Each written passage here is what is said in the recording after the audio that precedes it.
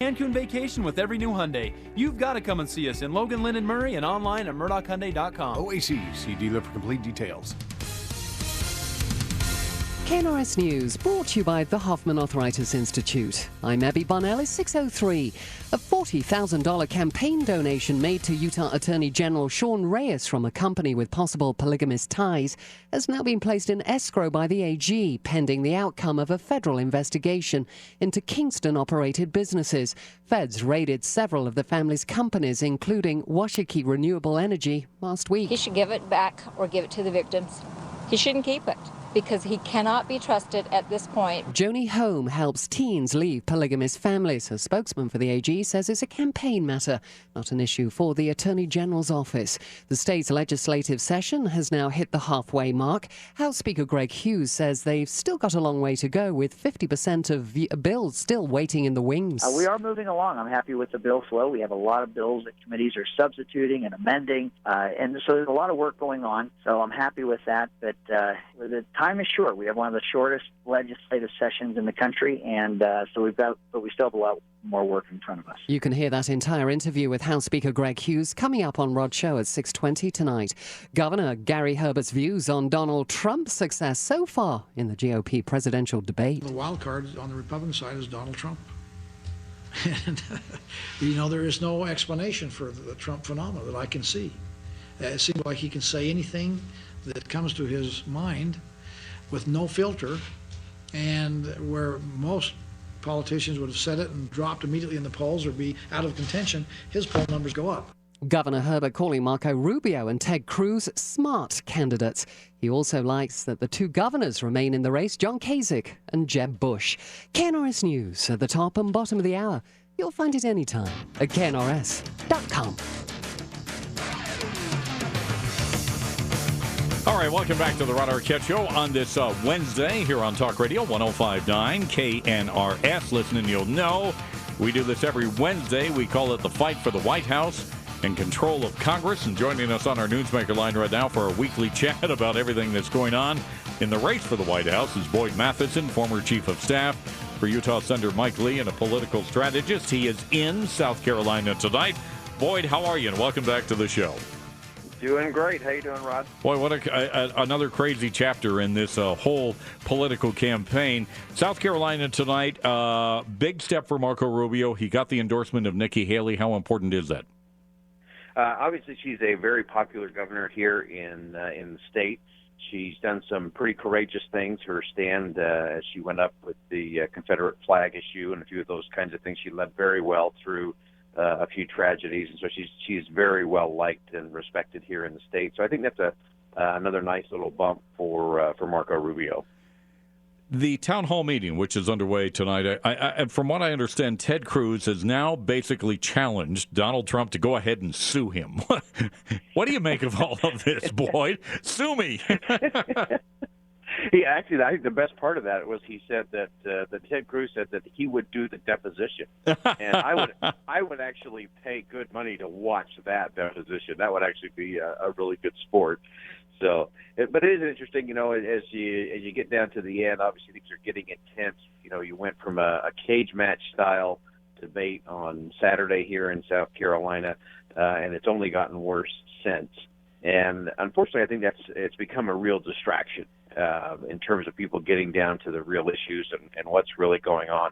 And to be honest, I think that favors Donald Trump in the end. The more there is confusion, the more there's just a lot of anger, the more he just continues to float along. But we've seen in previous debates and previous conversations that whenever it gets down to substance, the Donald tends to disappear.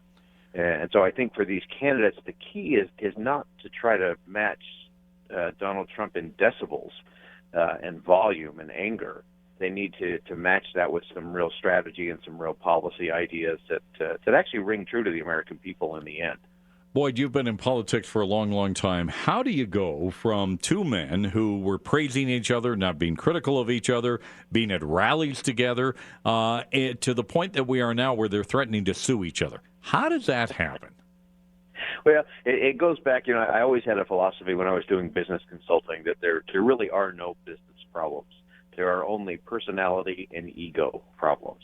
And that's exactly what you're seeing here. These guys are going after the highest office in the land, the most powerful position in the world, and it does become very much a zero-sum game. And that's unfortunate in our politics because I think it prevents us from getting to real issues and having conversations, deeper dialogue about things that actually matter to voters. You know, if you go down the street here in South Carolina, people don't care what name somebody called someone else, whether they called them a liar, a goofball, or a no-good thug. People don't care. What people care about is what's happening around my kitchen table and what's happening in my living room with my children and what's happening at my job that seems to be a little more tenuous than in the past.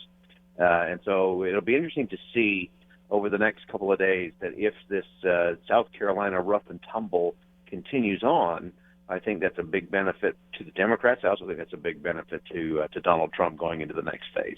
What do you make? I saw this poll today, or some research today coming out, showing that the number of the people who identify themselves as independents is growing in this country at a pretty rapid pace, and the number of people who identify with either party is shrinking. Where have the parties made mistakes? Well, I think the biggest thing is that the parties have made themselves irrelevant by not listening and not engaging in dialogue with the citizens. There's really, you think about it, there's really not a great reason to affiliate with a party right now. If your party doesn't really stand for anything, if your party is, you know, whether you're a Democrat or a Republican, they're both spending like crazy. They're both creating more big government. They're both doing things that hurt the poor and the middle class the most. And so there isn't a compelling reason for me to check the box and say, yes, I'm a Democrat, or yes, I'm a Republican.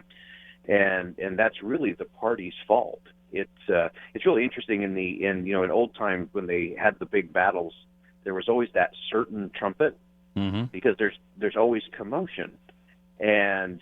And that's what I think we've lost is the certain trumpet. Neither party is sounding a certain trumpet of these are the principles and these are the policies and these are the values that we believe in. Not because it's our party, but we believe this is what unleashes human potential and will make your life better. And no one's doing that. And so the leadership of both parties are really the ones to blame. And because of that, you have so many Americans that are just saying, you know what? Neither of them really excite me, so I'm just going to stay independent. I'm going to keep my mind open, and I'm going to look for someone that I can actually believe in. But I tell you, whoever comes through and can just do an exhale and can just start connecting with the American people on some very core principles and just have that certain trumpet. And you've seen this, Rod, as you've traveled around the country. When you speak and you're in front of those big groups, there are principles that just ring true to the American people. And right now, we're getting a lot of crashing cymbals. We are not getting certain trumpets from the candidates. We're not getting certain trumpets from the parties as well. Boyd, is it fair to say that the failure of the parties to connect with the people out there may have led to the creation of a Donald Trump phenomenon? No question. No question. When you looked at the New Hampshire exit polling, which showed on the Republican side, almost 60% of Republicans in New Hampshire felt like they had been betrayed. Betrayed's a pretty strong word. They were betrayed by the Republican Party. And I think you would find that pretty similar across the country, and I think you would find that pretty similar in the Democratic Party. And so people do feel betrayed. The American people want to be led. They want to have someone in front of them who's fighting for them, who is leading them, who has a vision of where they can go. And right now, they're simply not getting it from either party and from anyone. And as you said, Rod, that is really the creation of Donald Trump. If anyone's complaining about the creation of a Donald Trump or a Bernie Sanders, a lot of people inside the Beltway in D.C. just need to look in the mirror, because that's the genesis of this whole thing. All right. They've been saying for years, just trust us, trust Washington, trust government. And I think we've got to flip it on its head. I think we need to get a group of people who are going to say to the American people, we trust you. We trust you with your health care dollars and decisions. We trust you with your education choices. We trust you with your own money, so we're not going to take it. Wouldn't that be nice? And yeah, we trust the state to do the right things in neighborhoods and communities. And I think that's what's going to happen. All right. is we're going to see the American people really rise up and say, okay, it's time. We're taking this country back. All right, you've got to explain this one to me because you shot me a note this morning that said Senator Lee is there in South Carolina tonight. He was at a campaign stop for Marco Rubio and then one for Ted Cruz. I mean, explain that to me, would you? Is he endorsing both at the same time?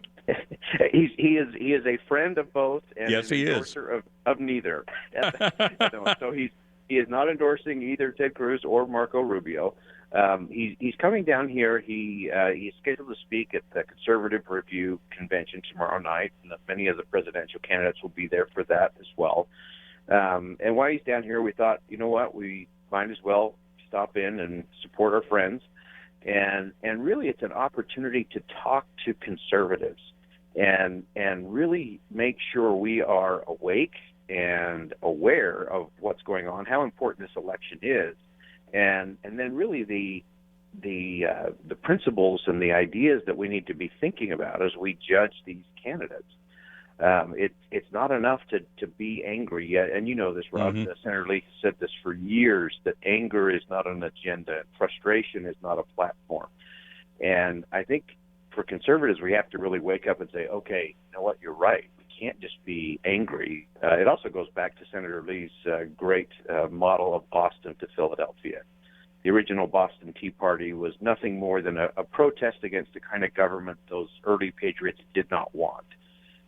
But if they had stopped there, you know, the Boston Tea Party wouldn't even have been a footnote in history. But they didn't. They marched forward. It took them 14 years to get from Boston, where they protested against what they didn't want, to Philadelphia, where they put in the Constitution the kind of government they did want. And I think that's a good model for us. And that's really what Senator Lee is coming to deliver, to say, you know what, because of this president and this administration, we've had a lot of Boston kind of battles. And we always have to be ready for the Boston battles. We'll always stand up and speak out against bad government, big government, bloated things that are trapping people in poverty and hurting the middle class. So we'll always be ready for the Boston moments. But if conservatives don't show the American people a Philadelphia vision, this is the kind of government we do want. This is the kind of country we want. We won't be a footnote in history either. Yeah. And so he's really coming here to challenge conservatives, to challenge candidates, to show us what we know, what you're against, show us what you're for and how, what's your vision, what's your strategy, because you have to have both. You know, you can't just have sweeping generalities. If it's going to be great, it's going to be awesome. We need specifics, not just spin. We need specifics.